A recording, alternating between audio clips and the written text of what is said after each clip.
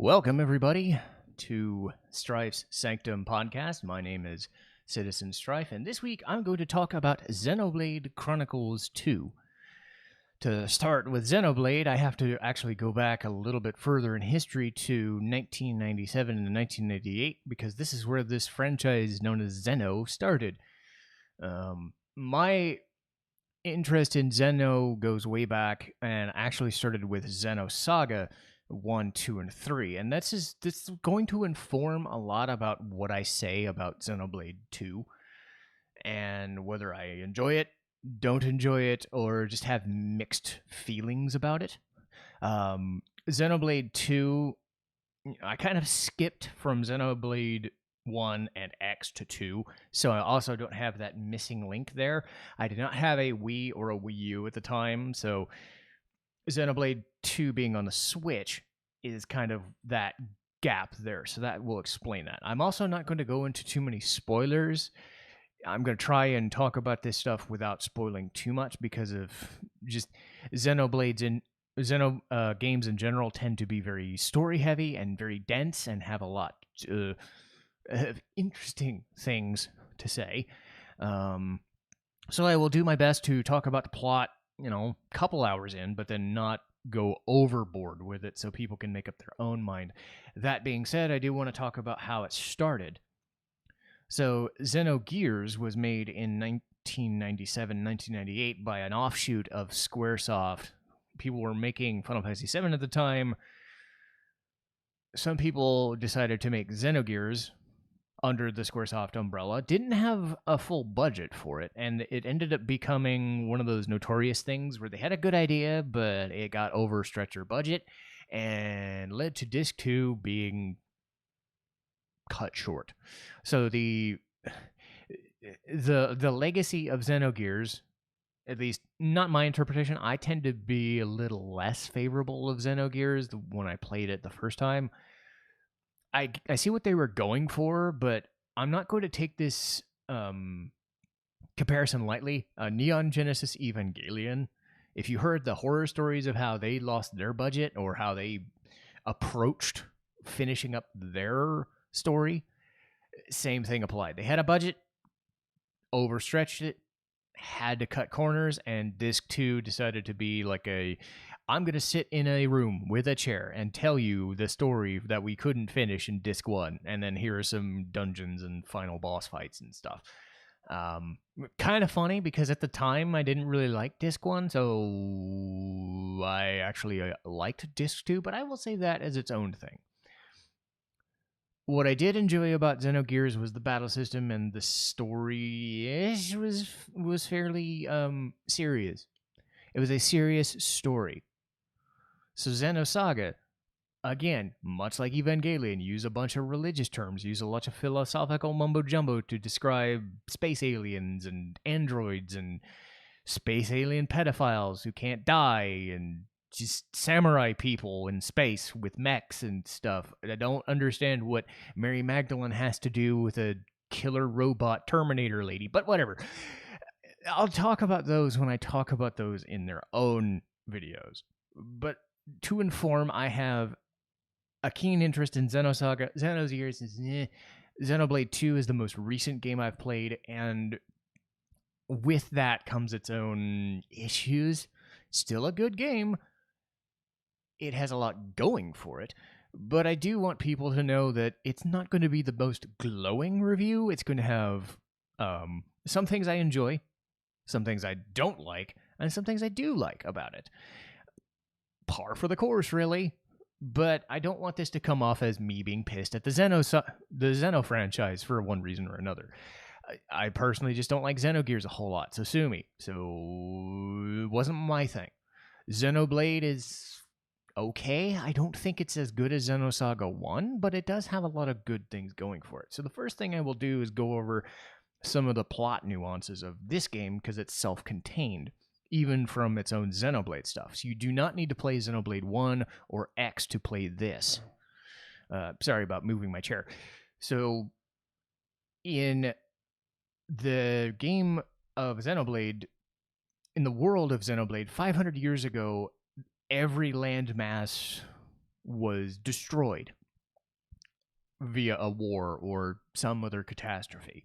All that's remaining are a series of floating land masses. Imagine these gigantic, like continental sized dragons known as titans, for lack of a better term. People and cities and monsters and all sorts of things can live in or even inside these titans.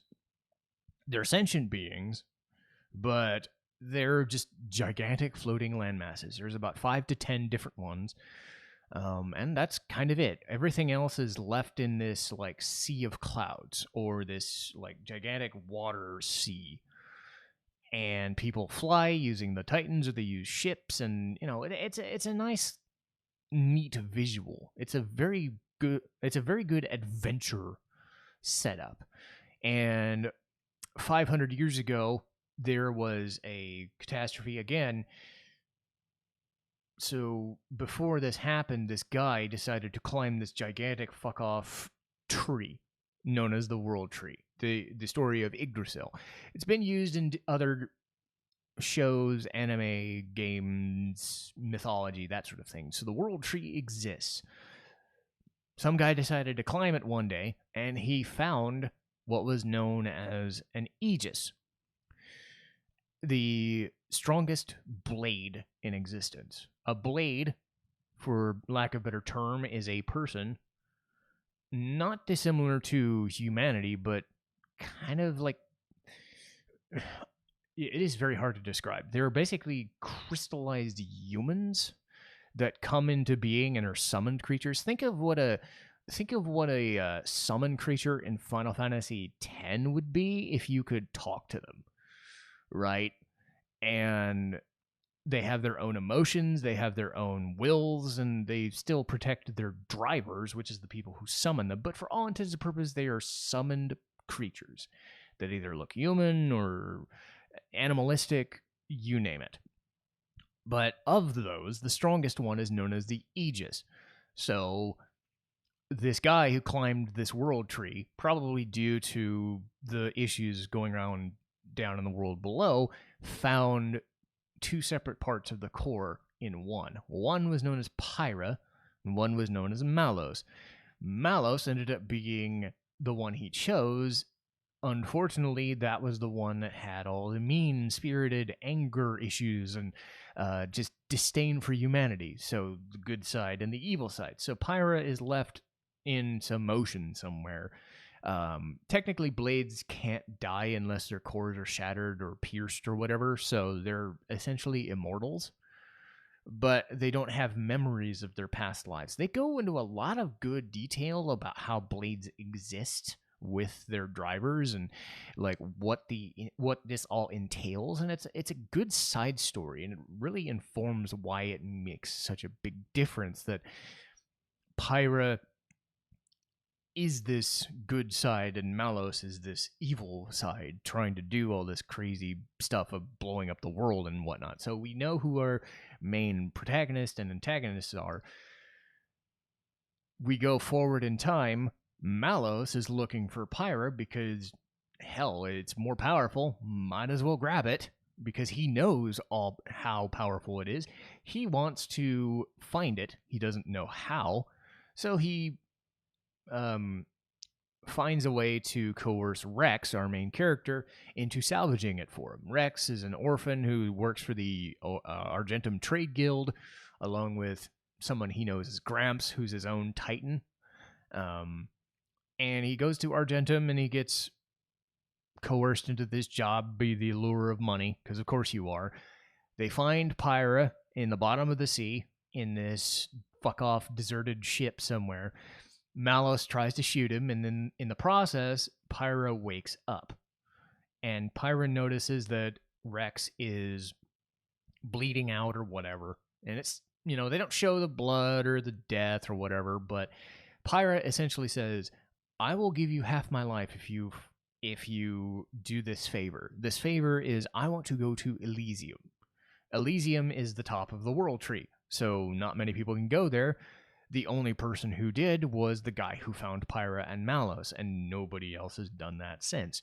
So you have your game set up. You have Rex surviving the encounter and fighting off Malos and his band of misfits in Torna and running away with Pyra, and now they're fugitives, I suppose. They cross paths with Torna a lot, but they're not really fugitives, I would say. They're fugitives against dealing with Malos. But you'll know your antagonists when you see them. You know your protagonists when you see them as well. But for all intents and purposes, Rex and Pyra are on their own. They are, however, joined by a member of Torna as well, known as Nia. And most of them just set off in this journey. It's driven by Pyra wanting to go to Elysium, Rex being the dopey protagonist guy who can't say no, will try and help her out with that. So Rex is the main driver, Pyra is the blade, and alongside with them is Nia and Dromark. So Nia was a member of Malos's gang of misfits who tried to kill Rex for Pyra's services. She finds her way into a prison, because of course she does, and Rex breaks him out because he's a nice guy, and Nia just joins. And she's joined by Dromark, this gigantic white kitty thing. Think of Raja from Aladdin, like Jasmine's pet tiger thing, if it was like white and light brown instead of the normal tiger stripe looking. But that's essentially what he is. He's a talking tiger. So Nia is the best character in the game, and it's not even funny. It's not even fair. So even though Pyra is the main female lead, Naya is the one who steals the scenery, because she likes Rex, sort of. She doesn't like Rex, sort of. She's just like, you people are such idiots. And she's got this like thick ass accent, and I'll talk about it now. A lot of the localization for the recent Xenoblade games have been done in Europe, so a lot of European and British actors. And the person they got for Naya, I'll look up her name because I've got it here.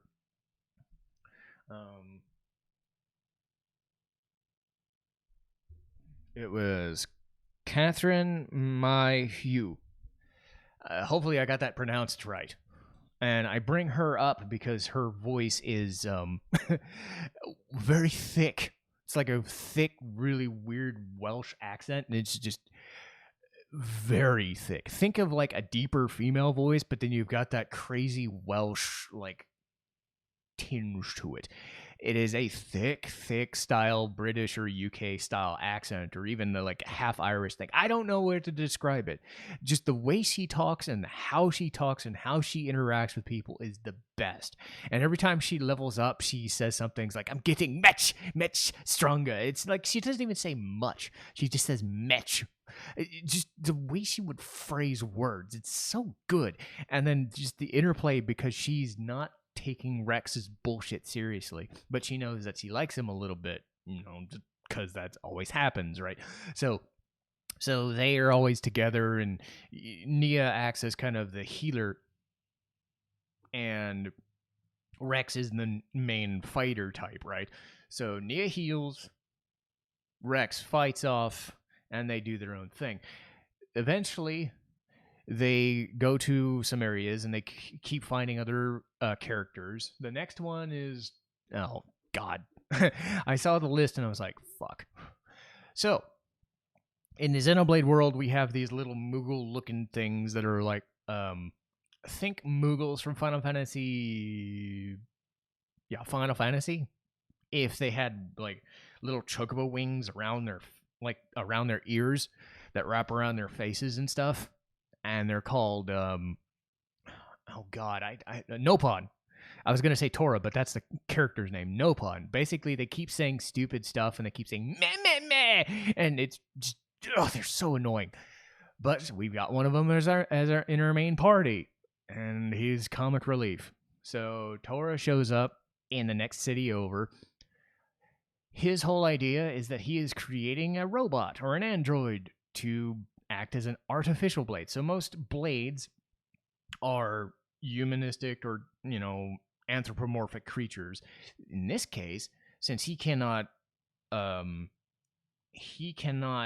like bond to a core, himself. He creates one that he can artificially bond to, and that is Poppy. And Poppy's great. Except the problem is she's taught everything by Tora, and as I've said, Tora sucks, and he's a weirdo, and he thinks these weird things, and he keeps teaching Poppy these weird things. A lot of them have to do with sexual acts and weird stuff, and as cool as it is to see Poppy like dance around like a weirdo and like that, she makes all these weird like dog noises and at times, or she says all this stupid stuff like Master Pawn's a perv. You get where you're going at.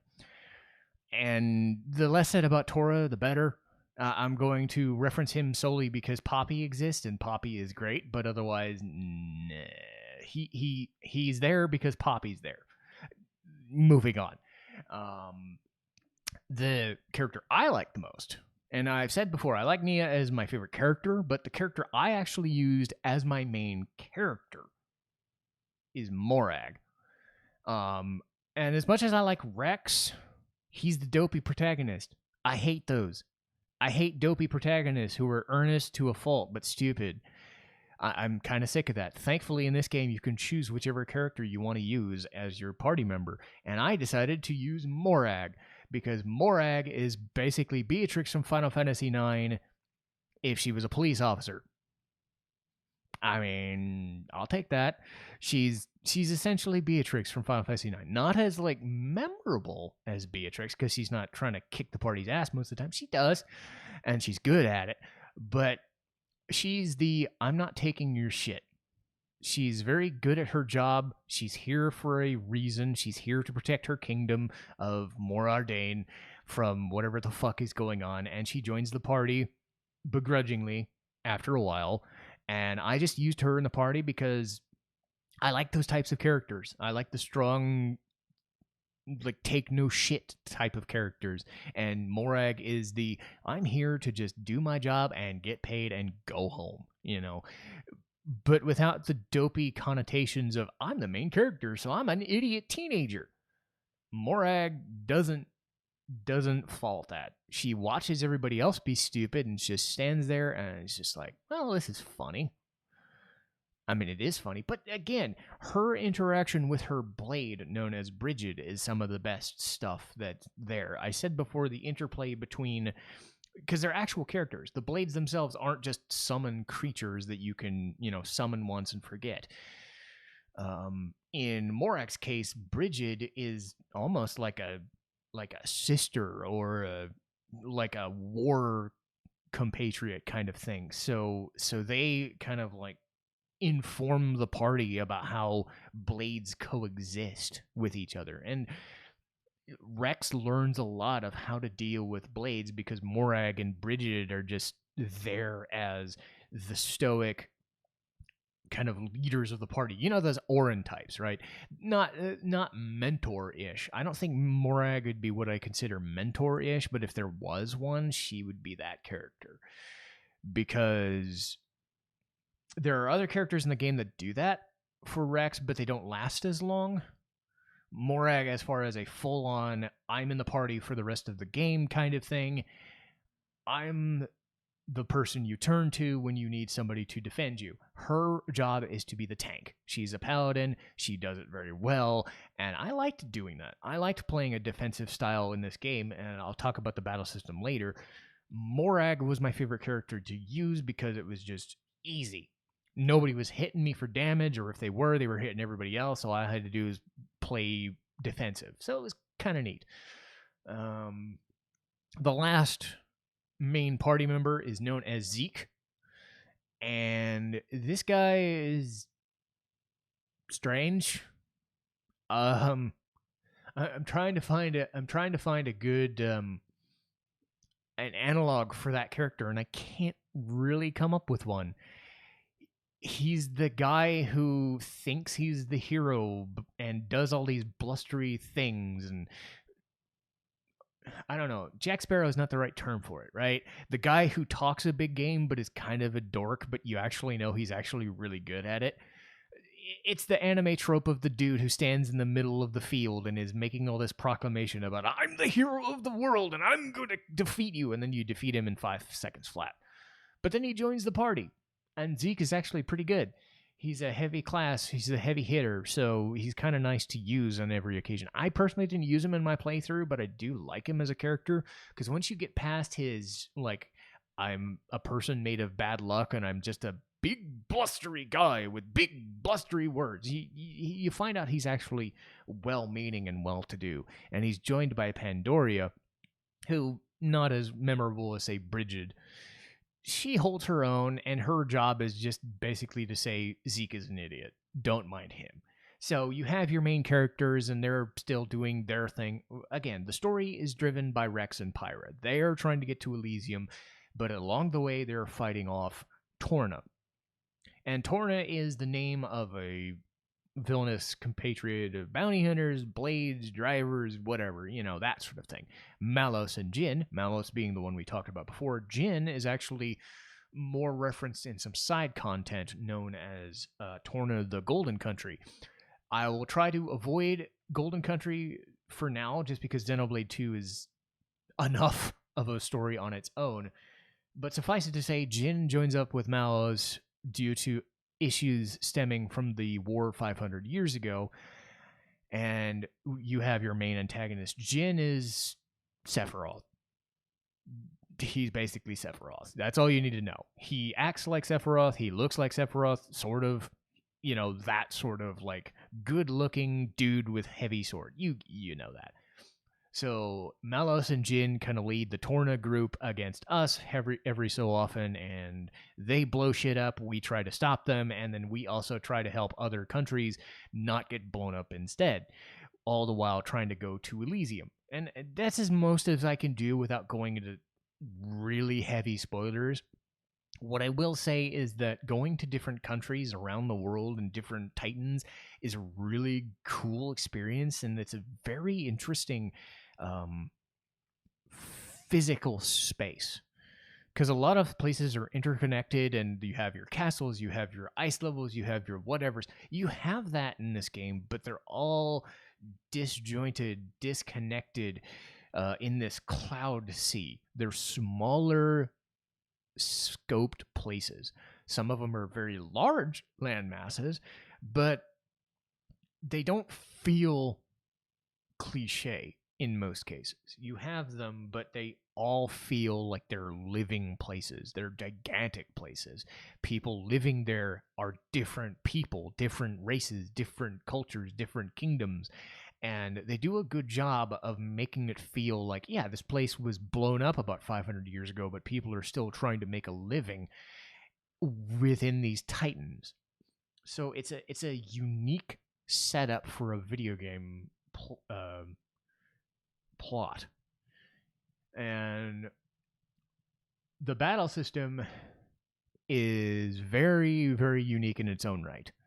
I said before that I was going to spend a lot more time talking about battles and the blade system, because really, as much as I like the story and as much as I like some of the characters, the gameplay, for better or for worse, is really what's going to give you the most bang for your buck in this video game.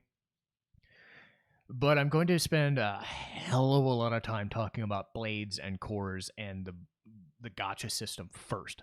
I don't even want to get into the battles yet. I just want to dive into the gacha system. Because the gacha system is where you either like this game or you hate it. So, I said before that your main character is a driver. So, Rex, Naya, Morag, those people. They're drivers. You're your main humans or Nopons or whatever. They're the ones you control in battle.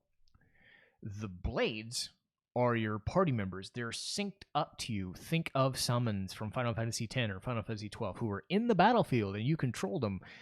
But they also, it's an auto battle system, so you only have so much limited control. The best you can do is use skills, you can use attacks, you can change your weapon types and whatnot. But essentially what happens is the power of the blade is infused into the main character, so they're the ones doing the damage.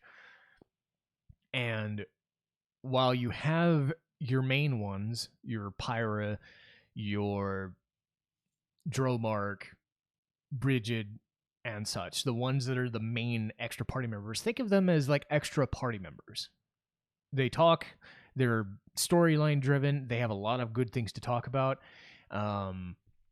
They talk a lot about how drivers and blades exist together, and I think that's the thing I like the most about this game is they spend some time talking about why drivers are important. They have this like little thing about 5 hours in where they test out new recruits of drivers, and they have this core, this inert core, which could be a blade. And these people go up to it like sword in the stone, almost like pulling out Excalibur or lifting up Mjolnir or something like that. If you don't do it right, you die. But if you are able to summon up this blade, you are considered a driver. And there is something to be said about having that ability to be a driver, whether you're doing it for militaristic purposes, bounty hunting purposes, or just for your own salvation. Being a driver matters in this society. And it's one of those things that, you know, a lot of people don't take for granted. It's very impressive. Blades themselves are essentially immortal as long as their crystal or their core still exists. When they come out of a core, they're the same being. Brigid, though, does go over the fact that if your driver dies and you are summoned by someone else, you no longer have memories of that previous driver. You are essentially a different looking, or you're the same looking person with a different personality based on who your driver is. Brigid goes so far as to create a diary for herself. So she will actually try to remember things from her previous life because she knows that Morag's going to be around for a long time. But if Morag dies, Brigid is going to be tied to another driver someday. So the game spends an inordinate amount of time talking about blades and drivers and the interplay and why they're so integral to this world. Because there's other purposes alongside that, like, you know, power sources and other things like that. But for all intents and purposes, drivers need blades and blades need drivers to exist. And because of that, and I don't know if this was a good idea or a bad idea, but the thing that Xenoblade Chronicles is known for is the gacha system.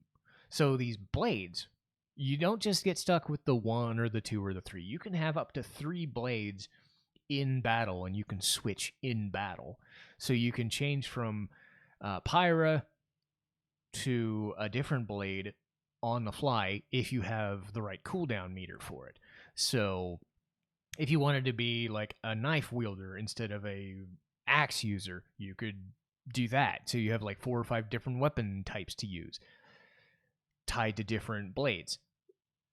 The other part of it is that there are weaker blades that have like no personality whatsoever. They're just common blades. They look like Tron characters. You know, they just look like Tron characters. Well designed, but they're common. They have the same kind of design. There's like 4 or 5 separate designs for the common blades. Among those are about 50 other rare blades. And these rare blades, as one can imagine, are rare. The cool thing about it is that once you get the rare blade, they're forever in your party. They're tied to whomever summoned said rare blade. So, for instance, if you used Zeke to summon a rare blade, I'll just use a term. Let's say agate. Agate's the name of the ones that I used primarily. So, say Zeke summoned agate. Well, Zeke would then from there on use agate or be given access. There are different times where you can switch between others, or you can use items to switch which character uses which blade. But for all intents and purposes, if you summon a common blade, you can get rid of them or use them in mercenary side quests or whatever. That's just fine. If you get a rare blade, you cannot dismiss them. You don't have to use them in your party. You don't even have to use them in side quests if you don't want to. But those rare blades are forever in your party. And they are summoned via a summoning core system. That's where the gacha system comes into play. And a lot of them are very rare to get. You go into this little like menu, and Rex, Nia, Morag, Zeke, what have you, will stand there, and you will have this core in your hand. It could either be a common, a rare, or a legendary. Commons and rares are what you'd expect. Legendaries are what you'd expect, but they don't guarantee you getting a core that you're looking for. The problem with this gacha system is some of these take so long to get a rare blade. You're just like, oh my god. So there's that excitement of gambling, but there's also that, really, we're doing this again? Because you'll know the difference between a rare blade and a not rare blade immediately. They'll have this like shining effect. Like they'll show you like their chest core, because the cores are in their chest. This like it's like a Jenga piece or a Tetris block, and you will see like an image of that person, and there's that allure of seeing that character, and they have this like 10 or 15-second animation, and then they talk. Some are better than others. Some are definitely better than others, yes. But again, any of these rare blades are better than the common blades in most cases. That's why they're rare blades. But they also serve other purposes. They not only have better buffs and debuffs in battle, but they also serve as their own side quests. So some of them could just be, hey, take me to a place and I'll talk for 5 minutes. Some are like, hey, let's dig up some stuff in this let's dig up some stuff and then I will like learn a thing. Another one is like, hey, let's do some side quests for a mercenary mission and take forever to fucking level that up. One of them is Ursula.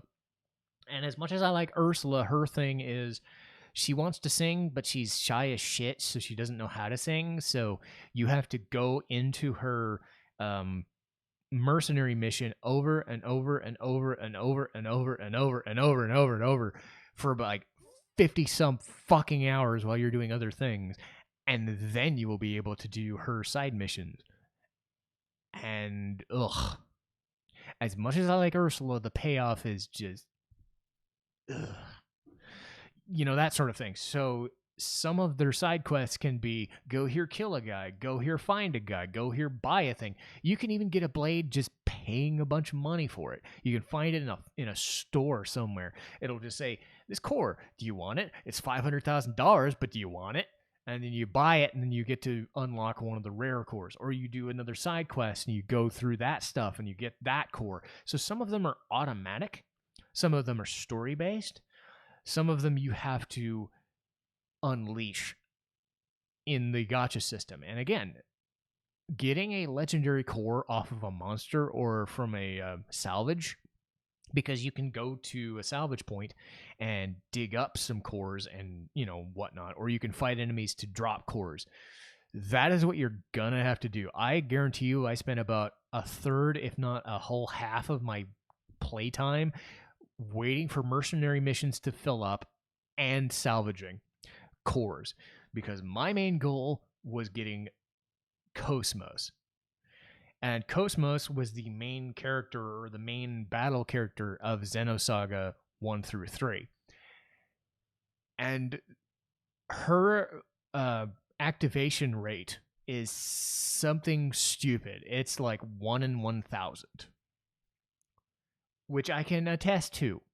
It took me 170 hours to unlock Cosmos. I said to myself, I am going to do this whether I drive myself insane or not. And yes, you get that sequence of seeing Cosmos in action, and you're just like, yes, this made it all worth it. So yes, I essentially played 175 hours to get a cameo. Sue me, I don't care. Cosmos was great. But you could see where if this was made a couple years later, or if they'd wanted to, they could have made this geared towards monetization. They did not do that. Thank God they did not monetize this system. All they really did was make a gacha system inside of a video game as your way to get new characters. It's a pain in the ass. And if you want to get every rare core, good luck. There's like 50 of them. And I've got up to about 45 out of 50. So take it or leave it. The best thing I would suggest is to look up a YouTube channel named Enel, Enel, if I remember right. He actually tiered every single rare blade you get in the game. Some of them are paid DLC, some of them are unlocked through the game, and a lot of that has to do with end game grinding for sure, but you can still kind of gauge what you want out of a rare blade once you get a rare blade. So there's a lot that goes into the gacha system and a lot that goes into the blade system, and that's probably the thing I enjoy the most about Xenoblade 2. Getting back to the battle system itself, it's fine. It's complicated. I don't get it, but I'm okay with it, I guess. I don't like this fixation with auto battles, the MMO style auto battle system that I think started with Final Fantasy 11 or World of Warcraft or whatever. Xenoblade does that thing. Think of it like a Final Fantasy 12 kind of mechanic where you input things. You don't use a gambit system, but you use auto attacks to build up a meter to use skills and whatnot. I think it's fairly similar to Final Fantasy 11. Or auto battling is not really my thing. I like turn-based battles. This is kind of like open-ended action economy. Like you have buffs and debuffs, and your rare blades give you extra buffs and extra skills and extra movement. So every weapon type has their own skill, and every blade has their own buffing system. It's like a big old license board or something. So if you fill in a certain orb on the map, you get a better buff or a debuff or a skill. And some of them have 10, some of them have 50. So the rare blades have full-on license boards, which makes them way stronger than anything else. So you can change your weapon type to suit your needs, or you can change your blade to suit whatever blade you personally like. And I think in general, you can get away with almost anything. I tended to use Morag as a tank, Rex as a damage dealer, and Naya as a healer, and then kind of just left it at that. I didn't really use Zeke or Tora just because I didn't need them really. But you do these auto battles and you do these little skill attacks on a cooldown. Every once in a while, once you build up another meter, you get these markers that say 1, 2, 3, or 4. And those are geared to the blade skills that you can use and do even more damaging types of skills. So they sometimes use QTEs.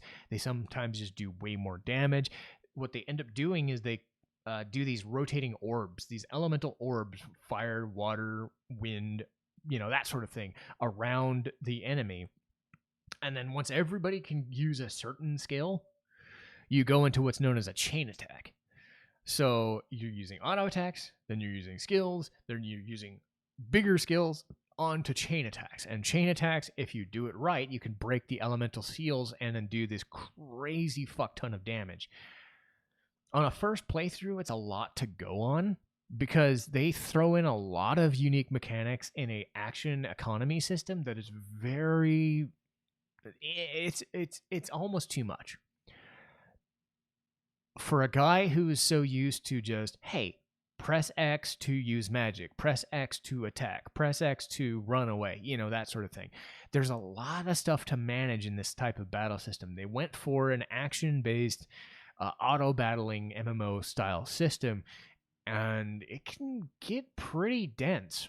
So if people like to dig into the minutia of that battle system, I'm personally into the more story, character, and music side of things. If you're into the battles being very unique and very dense, you might get a lot out of it and learn a lot by doing so. One of the main issues I have, and this is also something I had an issue with in Final Fantasy VII Remake, was normal mode is way harder than you think because enemies are HP sponges. So if you're just there for the story, the battles themselves are kind of difficult even on normal mode. So I had to decrease myself to easy mode to get through a lot of the battles. And even then, this is one of those games where the level of the enemy kind of informs you what level you need to be to even do any damage. You can make it a couple of levels below or above, but realistically you want to be a higher level than they are, or even way higher to have any chance. The way this game makes it challenging, even on easy mode, is what's known as the rage mode. So every enemy, whether they're small or bosses, has an enrage mode when they're at half health. And when they're at half health, they do way more damage, or they have way more new attacks that fuck you up. And it is a hard game. Because I tend to just be the mindless, I just want to mash and get it over with type. And then there are games that are more into my strengths, but for an action-based game that is a lot about buffing and avoiding damage and stuff like that, it's very tough. I mean, there's other things like using aggro and, using items to buff yourself. You can use items to help, build your license boards for your characters.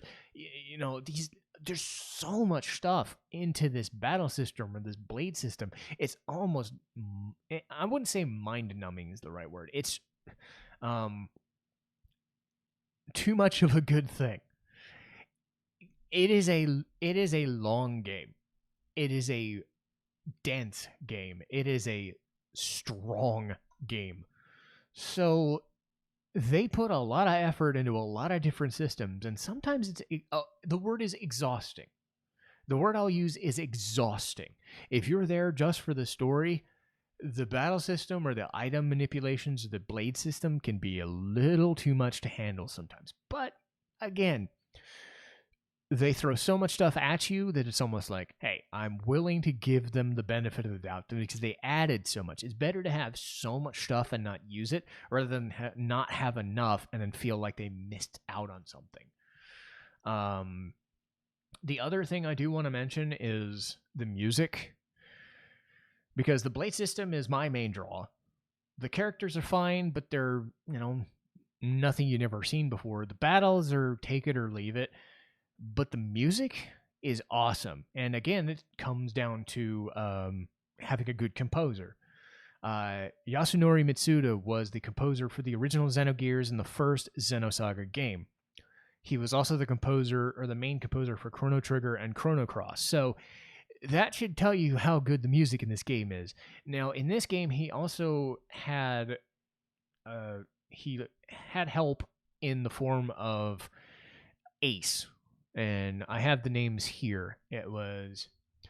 actually, there was like 4 or 5 other people who composed it with him. He was the main, think of like an executive producer sort of thing. So Mitsuda did most of the music, but he also had a lot of help with this.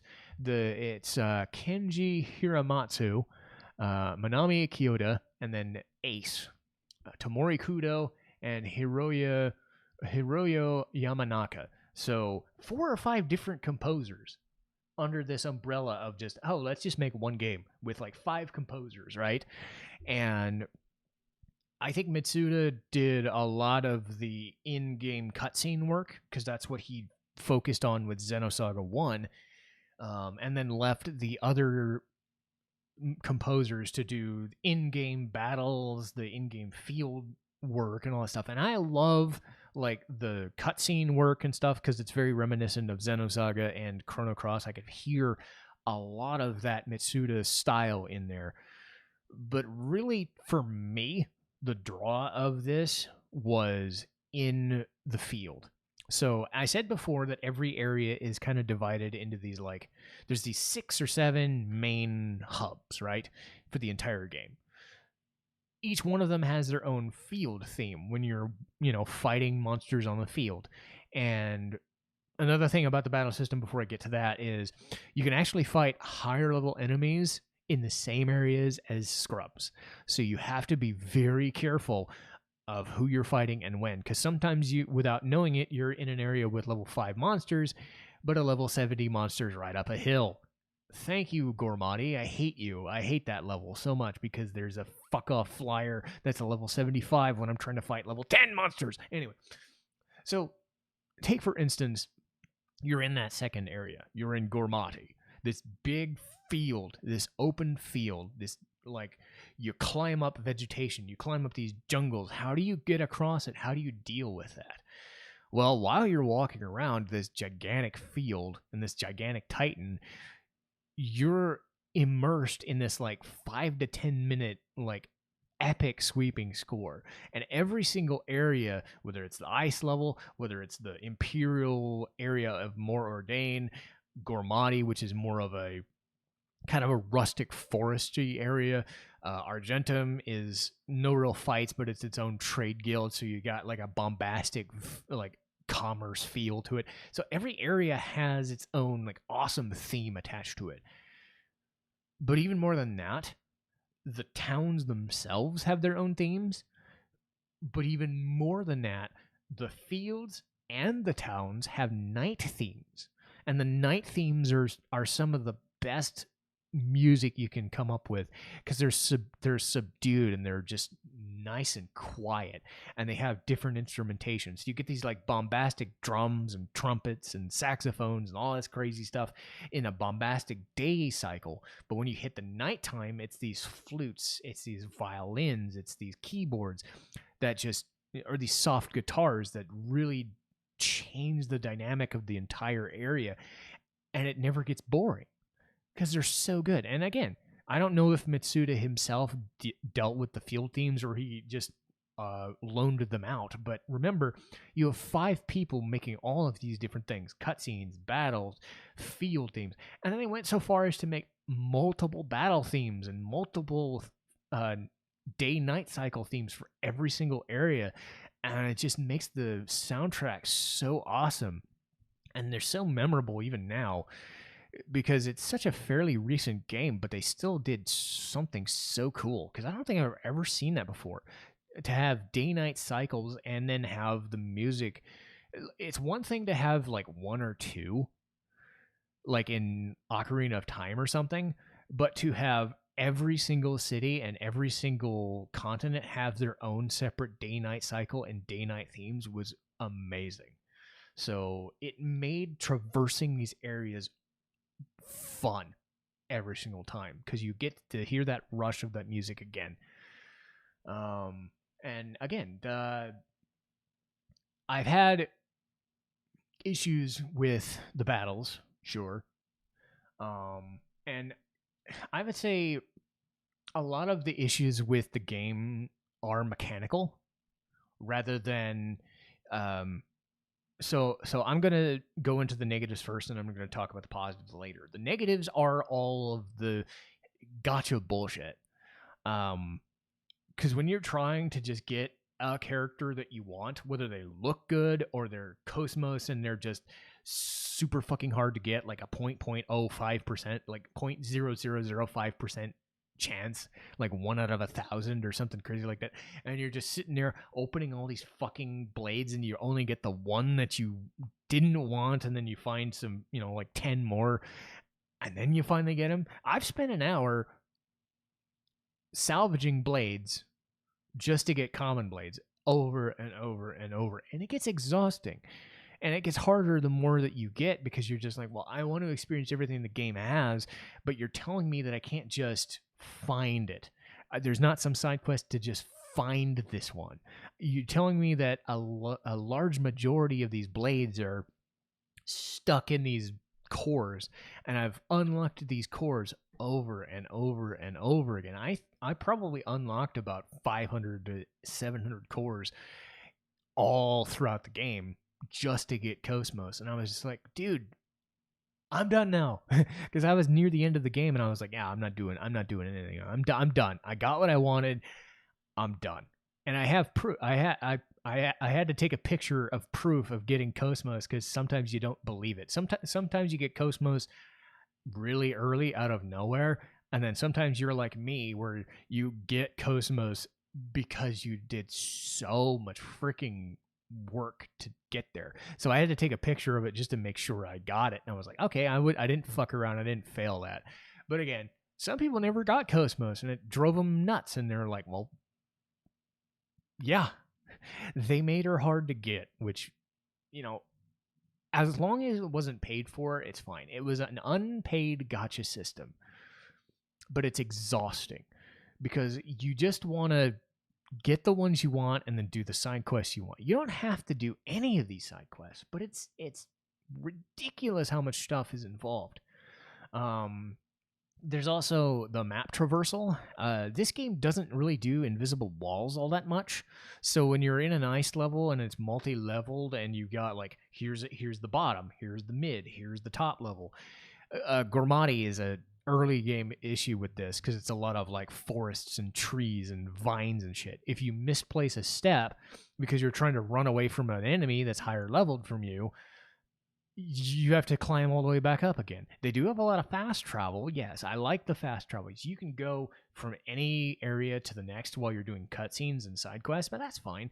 But when you're trying to actually go to an area, trying to find the specific spot in the map, especially on a map that is like 4 or 5 levels high, gets exhausting because it's not just a level map. Sometimes I just wanted a level map with a objective marker right there so I could see it, as opposed to being hidden between the trees and in this dungeon and in this forest somewhere. And invisible walls are there for a reason, because they stop you from falling off a thing and having to be frustrated over and over because you couldn't make the jump or couldn't make the traversal or couldn't walk.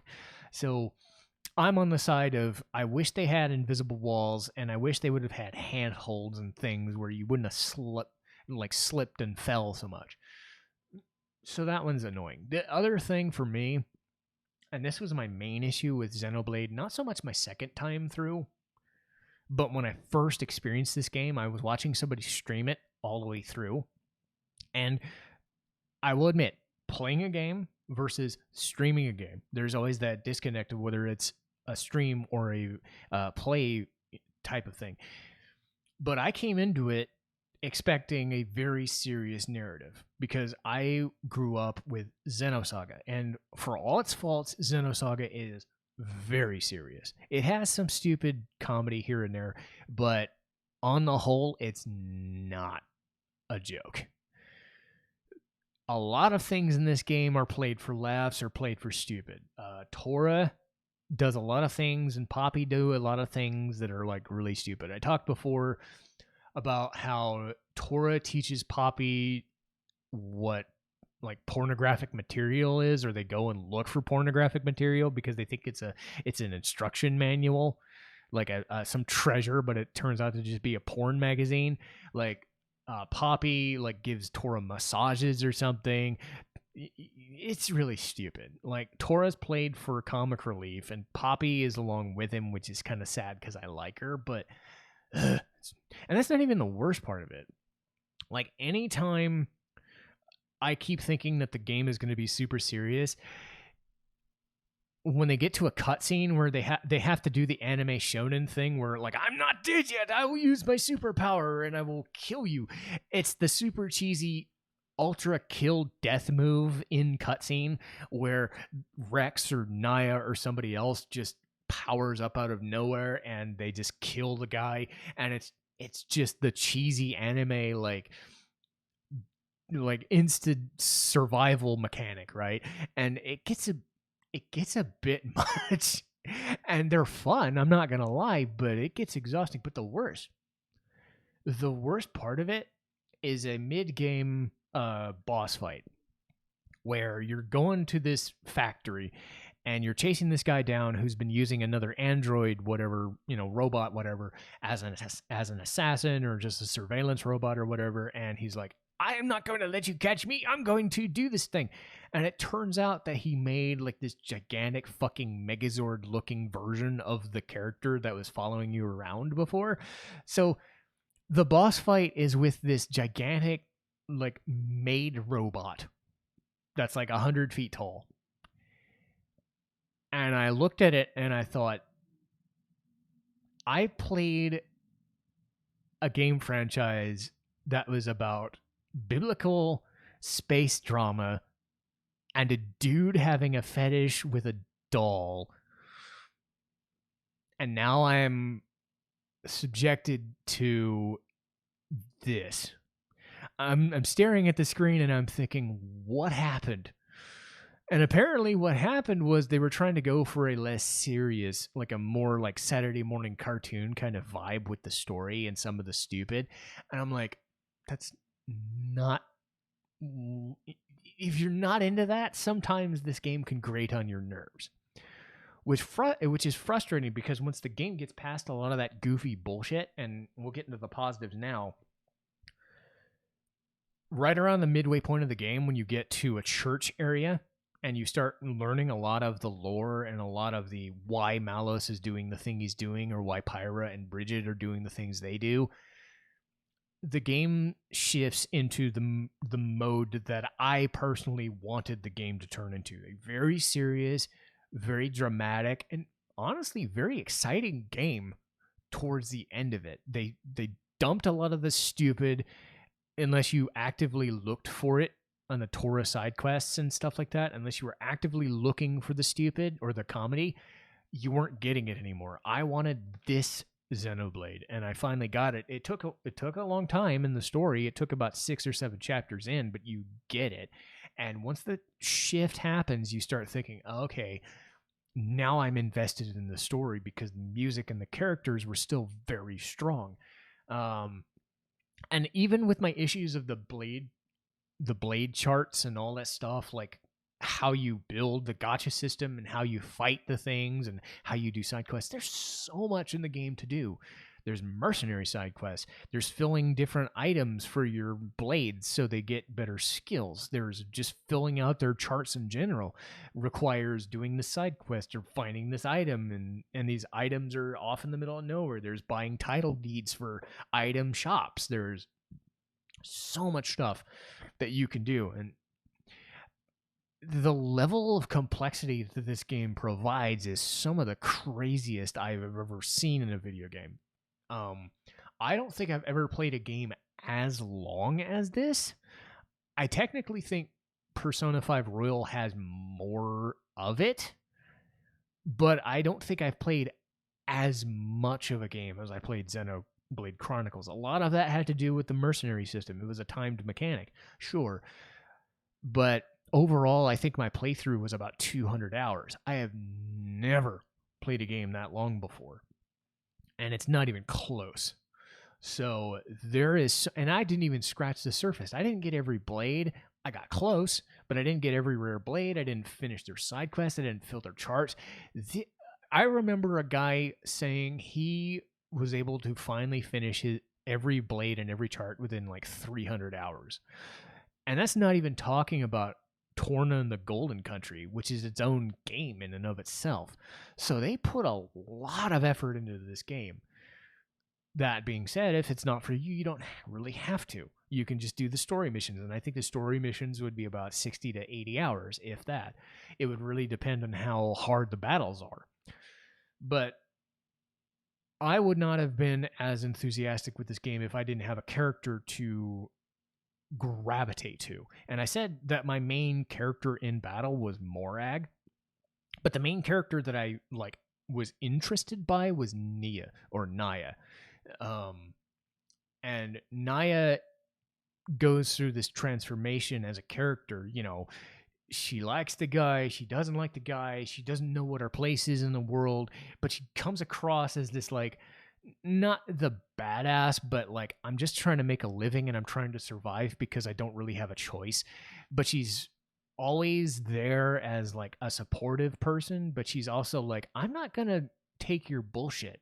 She's no nonsense, and she's the best character in this entire game, because unfortunately for Pyra, she comes off as kind of this demure damsel in distress type most of the time, and it's I like you, but I don't like you.